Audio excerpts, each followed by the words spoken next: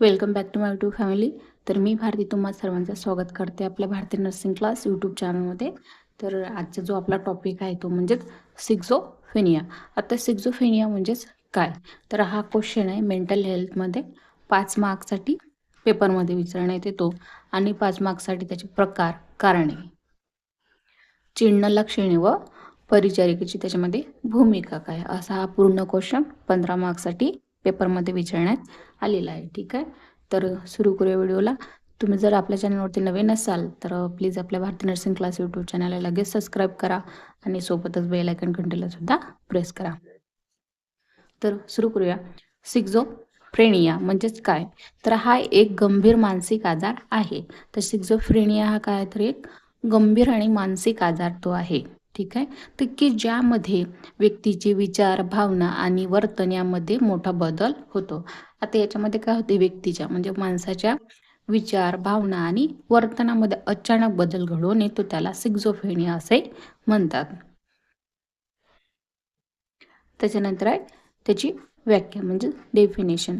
सिक्झोफेनिया हा एक सायकोटिक प्रकाराचा मानसिक आजार आहे. यामध्ये व्यक्तीच्या वास्तवाशी म्हणजे जे रियालिटी आहे तो संबंध तुटतो. विचार प्रत्येक दोष निर्माण होणारे भास म्हणजेच होणे, त्यालाच व्हॅल्युजन आणि चुकीचे ठाम समजपणे होणे याची मुख्य लक्षणे आहेत. यामुळे व्यक्तीचे सामाजिक आणि व्यावसायिक जीवनामध्ये विस्कळीत म्हणजे बदल होतो. त्याच्यामध्ये गोंधळ निर्माण होतो, साध्या सोप्या भाषेत सांगायचे तर त्याची डेफिनेशन काय, तर सिक्झोफेनिया हा एक सायकोटिक प्रकारचा मानसिक आजार आहे. काय आहे, तर सायकोटिक. तर की यामध्ये व्यक्तीच्या वास्तवाशी संबंधी, आता जे रियालिटी आहे सध्याची त्यांच्याशी तो संबंध त्याचा तुटतो आणि प्रत्येक दोष त्याच्यामध्ये निर्माण होतात. त्याला भास होणे म्हणजे जे व्हॅल्युजन आहे ते चुकीचे, आता त्याला जे जसे की भास होतात ते चुकीचे होतात. त्याच्यामध्ये ठाम समज होणे किंवा ही याची मुख्य लक्षणे आहेत. याला सिक्झोफेनिया असे म्हणतात. त्याच्यानंतर आहे सिक्झोफेनियाचे कारणे, काउजेस काय आहेत, तर याची अनेक कारणे आहेत. तर ते आपण पाहूया खालच्या मुद्द्यांमध्ये. ठीक आहे, तर हा आजार नेमका कशामुळे होतो याचे एकच कारण म्हणजे सांगता येत नाही. आता हा सिक्झोफेनिया याचे अनेक कारणे आहेत, तर ते अनेक कारणे याच्यामध्ये सांगता येत नाही, ते आपण थोडक्यात या ठिकाणी समजून घेऊ. पण याला काही कारणीभूत कारणे खालीलप्रमाणे. तर पहिलं म्हणजेच अनुवांशिकता, जेनेटिक, की जे जेनेटिक आजार असते की जे वंशवास पुढे पुढे येत राहते. त्यालाच आपल्या कुटुंबात कोणाला हा आजार असेल तर पुढील पिढीला तो होण्याचा धोका जास्त असतो. जर आपल्या कुटुंबात जर एखाद्याला सिक्झोफेनिया हा आजार आहे, आता जी पुढची येणारी जी पिढी आहे त्याला सुद्धा हा आजार होण्याचा मुख्य धोका जास्त प्रमाणात असू शकतो. त्याच्यानंतर आहे दुसरं कारण म्हणजे जैविक कारण, बायोलॉजिकल. आता मेंदूतील जो डोपामाइन आहे त्या नावाच्या रसायनाचे प्रमाण वाढल्यामुळे हा आजार होतो. आता जैविक कारण कोणतं आहे तर बायोलॉजिकल. आता आपल्या मेंदूतील जो डोपामाइन नावाचा रसायन आहे त्याचे प्रमाण वाढल्यामुळे हा आजार होतो. हे एक त्याचं कारण आहे. तिसरं म्हणजेच मेंदूची रचना. आता मेंदूच्या रचनेत किंवा कायमस्थितीमध्ये सूक्ष्म बदल झाल्यामुळे मेंदूच्या सूक्ष्मामध्ये काही बदल झाल्यामुळे सुद्धा सिक्झोफ्रेनियाचे कारण त्या ठिकाणी दिसून येते. त्याच्यानंतर आहे नंबर 4, पर्यावरणीय ताणतणाव. आता एक म्हणजे पर्यावरणीय ताणतणाव, अतिप्रमाणात मानसिक ताण, कुटुंबातील वादविवाद किंवा बालपणातील धोकादायक प्रसंग. आता पर्यावरण समस्या म्हणजे अतिप्रमाणात मानसिक ताण. अतिप्रमाणात म्हणजे खूप जास्त अतिप्रमाणात घेतलेला मानसिक ताण किंवा काय होते, कुटुंबातील वादविवाद किंवा बालपणी म्हणजेच लहानपणी एखादी धक्कादायक घटना घडल्यास तो प्रसंग, हे त्याचं एक मुख्य कारण असू शकते. अंमली पदार्थाचे सेवन, जसे की अंमली पदार्थाचे जे गांजा किंवा इतर अंमली पदार्थांचे अतिसेवनामुळे सिक्झोफेनिया हा वाढू शकतो. तर हे झाले त्याचे कारणे सिक्झोफेनियाचे. तर हे त्या सिक्झोफेनियाचे कारणीभूत घटक त्याच्यामध्ये आहेत. हे कारणे सिक्झोफेनियाला बळी पडतात. ठीक आहे, नंतर आहे सिक्झोफेनियाचे प्रकार. आता त्याचे टाइप्स पाहू आपण. तर सिक्झोफेनियाचे टाईप्स काय आहेत? पॅरानहाइड. आता पहिला जो प्रकार आहे तो म्हणजे पॅरानहाइड सिक्झोफेनिया. तर यामध्ये काय होते, रुग्ण अतिशय संशयी असतो. आता पॅरानहाइड जो प्रकार आहे त्याच्यामध्ये रुग्ण हा अतिशय संशयित असतो. कोणीतरी आपल्याला मारून टाकेल किंवा आपल्या विरुद्ध कटत रचत आहे असे त्याला वाटते. आता पॅरानहाइड हा जो प्रकार आहे त्याच्यामध्ये काय होते, यामध्ये रुग्ण अतिशय संशय असतो. त्याला कोण्याहीवर संशय येतो की असं त्याला किंवा असं त्याला वाटते की आपल्याला कोणीतरी मारून टाकेल. त्याला अशा विरुद्ध त्याला कटाक्ष असे वाटतो. ठीक आहे. नंतर आहे त्याच्यानंतर दुसरा प्रकार हेबेक्रेनिट हेबेक्रेनिट सिक्झोफिनिया. तर यामध्ये काय होते, रुग्णाचे वागणे वेड्यासारखे किंवा बालिश असते. आता याच्यामध्ये जे हेबेक्रेनिक आहे त्याच्यामध्ये रुग्णाचे जे वागणूक आहे ते एखाद्या वेड्यासारखे किंवा बालिश असते. विसंगत हास्य, चुकीच्या वेळी किंवा चुकीच्या भावना व्यक्त करणे ही लक्षणे त्याच्यामध्ये दिसून येतात.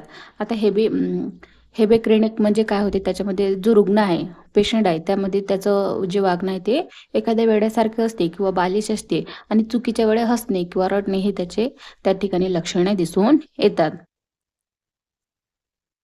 त्याच्यानंतर तिसरा आणि शेवटचा जो प्रकार तो म्हणजे कॅटोटॉनिक सिक्झोफेनिया. आता कॅटोटॉनिक सिक्झोफेनिया यामध्ये काय होते, रुग्ण एका स्थितीत तसाचा तसा बसून किंवा असा रडून राहतो. आता या कॅटोटॉनिक जी सिक्झोफेनियाचा जो पेशंट आहे त्याच्यामध्ये काय होते, तर रुग्ण जो आहे तो एका स्थितीत किंवा बसून किंवा रडत असा असतो किंवा अचानक खूपच उत्तेजित होतो किंवा अचानक मध्ये खूपच उत्तेजित होतो एखाद्या विषयाविरुद्ध. आणि चौथा रेसिड्युअल सिक्झोफिनिया. आता रेसिड्युअल सिक्झोफिनिया म्हणजेच मुख्य लक्षणं कमी झाली असली तरी रुग्णामध्ये काही प्रमाणात लक्षणे शिल्लक राहतात. आता मुख्य लक्षणे जे आहेत ते कमी झाले तरीही याच्यामध्ये रेसिड्युअलमध्ये जे लक्षणे आहेत सिक्झोफिनियाचे ते काही प्रमाणात शिल्लक याच्यामध्ये राहतात. ठीक आहे. त्याच्यानंतर याची चिन्ह लक्षणे, साइन अँड सिम्पटम्स काय आहेत ती पाहूया. तर पहिलं साइन अँड सिम्पटम्स म्हणजे सकारात्मक लक्षणे. तर डेल्युजन म्हणजे चुकीचे पण ठाम विश्वास, उदाहरणार्थ मी देव आहे. आता डेल्युजन म्हणजे व्हॅल्युजन होणे काय होते त्याच्यामध्ये, तर ठामपणे किंवा चुकीचे, तर एखाद्या गोष्टीवर ठाम विश्वास आणि चुकीचे ते दिसणे. उदाहरणार्थ की मी देव आहे हे त्याच्या ठिकाणी म्हणजे सकारात्मक लक्षण आहे पण चुकीचं. तो लोक माझ्याबद्दल बोलत आहेत आणि लोक काय करतात तर माझ्याबद्दल बोलत आहेत, हे झालं एक व्हॅल्युजन. ते कानात आवाज येणे काहीही नसताना हा सतत कानामध्ये आवाज येणे हे दृश्य दिसणे त्याला सकारात्मक लक्षण असे म्हणतात. त्याच्यानंतर दुसरं अवास्तव्यस्त बोलणे. आता अस्ताव्यस्त बोलणे, तर याचा वाक्याचा काय म्हणजे एकमेकांशी संबंध नसणे. आता अस्तव्यस्त बोलणे म्हणजेच एकमेकांशी कोणताही संबंध नसणे हे त्याला अस्तव्यस्त असे म्हणतात. तिसरं लक्षण म्हणजेच नकारात्मक. आता आधी जे आपण पाहिले ते सकारात्मक. आता सकारात्मक मध्ये काय होते तर मी देव आहे किंवा हे त्याला व्हॅल्युजन होणे किंवा आपल्याबद्दल कोणीतरी बोलत आहे, कटाक्षपणे त्यांना त्या गोष्टीवर त्याच्यावर विश्वास असतो. किंवा एक सकारात्मक लक्षण म्हणजे अस्ताव्यस्त बोलणे, कोणत्याही वाक्यावर कुठेही बोलणे, हे झालं त्याचं दुसरं चिन्ह लक्षण सकारात्मक. आता नकारात्मक आपण लक्षणे पाहूया. तर पहिलं लक्षण म्हणजेच नेगेटिव्ह सिम्पटम, भावनांचा अभाव, चेहऱ्यावर कोणतेही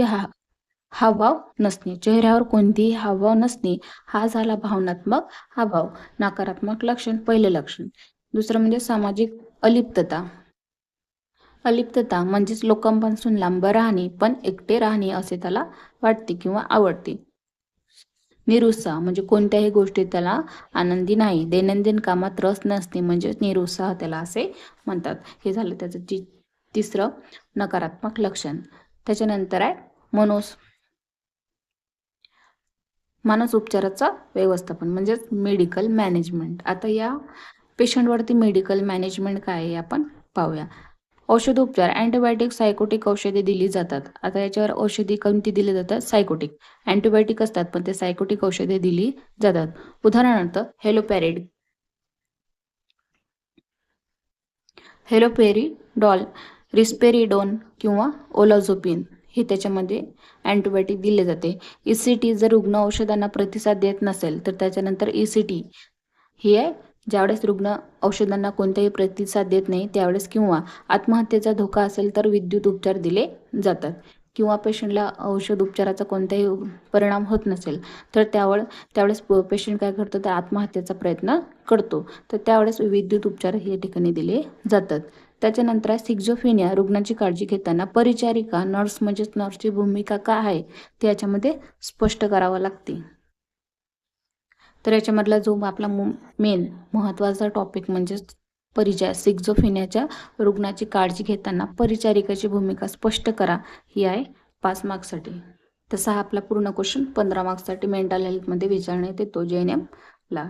तर रुग्ण मूल्यांकन म्हणजेच असेसमेंट, सुरक्षितता तपासणे, रुग्ण स्वतःला किंवा इतरांना इजा पोहोचण्याची शक्यता आहे का याचे निरीक्षण करणे. तर सर्वप्रथम परिचारिकेने काय करायचं तर सुरक्षित तपासणी करावी. तर त्या तपासणीमध्ये काय करावे तर रुग्ण स्वतःला किंवा इतरांना इजा पोहोचण्याची शक्यता आहे का, तर रुग्ण इतरांना किंवा स्वतःला इजा पोहोचत आहे का याची शक्यता आहे का हे सर्वप्रथम निरीक्षण करणे. दुसरं म्हणजे भ्रमाचे स्वरूप, त्याला भ्रम होत आहेत का हे समजून घेणे. रुग्णाला कोणतेही आवाज ऐकू येतात का किंवा कायम बास होतात का हे समजून घेणे, किंवा रुग्णाशी स्पष्टपणे बोलणे किंवा त्याच्या भावना ऐकून घेणे, समजून घेणे व त्याला समजून सांगणे याच्यावर त्याचे निरीक्षण करणे. त्याच्यानंतर शारीरिक आरोग्य, रुग्णाची झोप, आहार आणि वैयक्तिक स्वच्छता तपासणे. आता रुग्णाची झोप व्यवस्थित आहे का, किंवा त्याचे शारीरिक आणि रुग्णाची झोप, तो आहार नीट घेत आहे का, हे सर्व त्याची स्वच्छता आहे का हे सर्व तपासणे. त्याच्यानंतर उपचारात्मक संवाद, थेरपिस्ट कम्युनिकेशन, विश्वास संपादन करणे, रुग्णाचे शांतपणे बोलणे आणि त्यांच्याशी शांतपणे बोलणे किंवा स्पष्टपणे बोलणे, त्यांचे ऐकून घेणे, त्यांच्याशी संवाद न घालणे. डॉक्टरांना ही एक चुकीची पद्धत आहे, त्याच्यामुळे ते समजून सांगणे म्हणजेच वास्तवात त्यांच्याशी स्पष्टपणे आणि वास्तवाशी कम्युनिकेशन करणे म्हणजेच उपचारात्मक संवाद करणे. ठीक आहे. तर हे झाले सिक्झोफेनिया रुग्णांची परिचारिकेची भूमिका याच्यामध्ये 5 मार्क्ससाठी. त्याच्यानंतर सिक्झोफेनियाचे जे प्रकार आहेत ते 5 मार्क्ससाठी, आणि कारणचिन्ह लक्षणे हे सुद्धा 5 मार्क्ससाठी आहे. तर असा हा पूर्ण क्वेश्चन जो आहे आपला तो 15 मार्क्ससाठी मेंटल हेल्थ महत्त्वाचा क्वेश्चन आहे. आणि हा व्हिडिओ तुम्हाला कसा वाटला कमेंट करा, आणि आपले जे काही मराठी मित्रमैत्रिणी असतील त्यांना सुद्धा आपल्या हँडरायटिंग नोट्स प्रोव्हाइड करा. व्हिडिओला जास्तीत जास्त शेअर करा. ठीक आहे. तर भेटूया नेक्स्ट व्हिडिओमध्ये. तोपर्यंत बाय. व्हिडिओ कसा वाटला नक्की कमेंट करा.